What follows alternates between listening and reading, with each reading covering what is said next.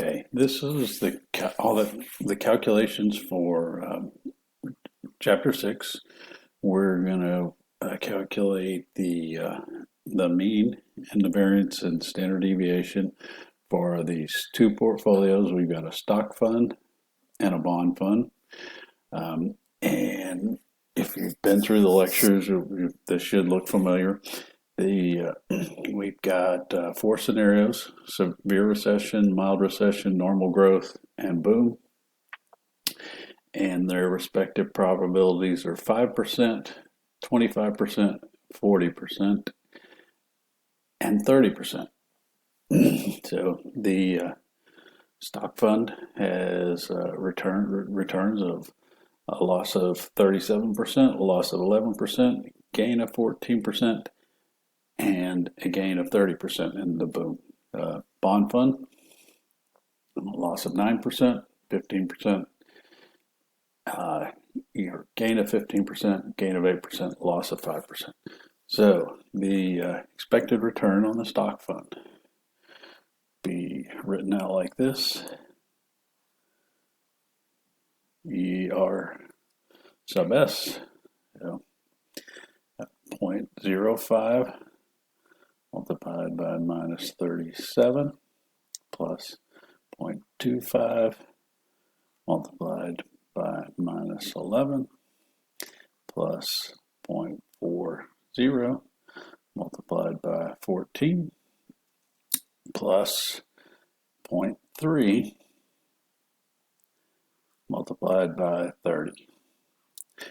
Multiply those and add them up, and you'll get the expected return for the stock fund of 10%. Expected return for bonds, ER sub B. So same probabilities of 0.05 times a loss of 9% plus 0.25 multiplied by a gain of 15% plus 0.40 multiplied by gain of 8% plus 0.30 multiplied by the loss of 5%. So multiply those and add them up, and you'll get 5%. So move on to the next page where they calculate the variance and standard deviation. We'll walk through those calculations as well.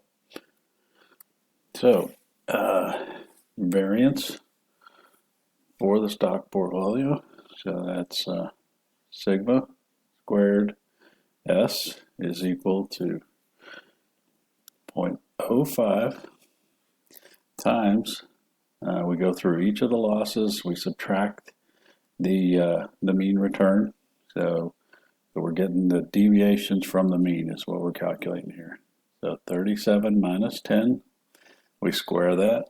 So we have 0.25 multiplied by our loss of 11% minus the average of 10% squared plus 0.40 multiplied by the return of 14% minus 10 plus 0.30 multiplied by 30 minus 10, and again squared.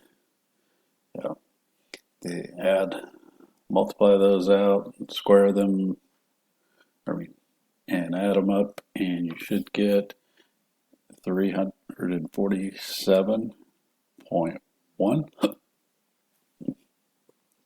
So to get the standard deviation, that's just sigma S, that's going to be the square root of the 347.1. So, and that is 18.63. And that's a percent.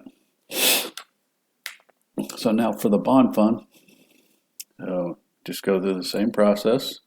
Sigma squared B is 0.05 multiplied by minus 9 minus the mean return of 5 squared plus 0.25 multiplied by 15% return minus, sorry, that's a 5. So 0.40 multiplied by 8 minus 5 squared plus, I left out my decimal there, 0.3 multiplied by minus 5 squared. So the do the subtraction and multiply everything out, square it, and so forth. You should get 68.4.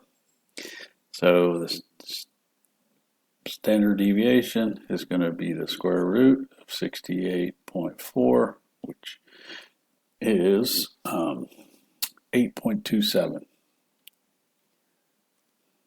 All right.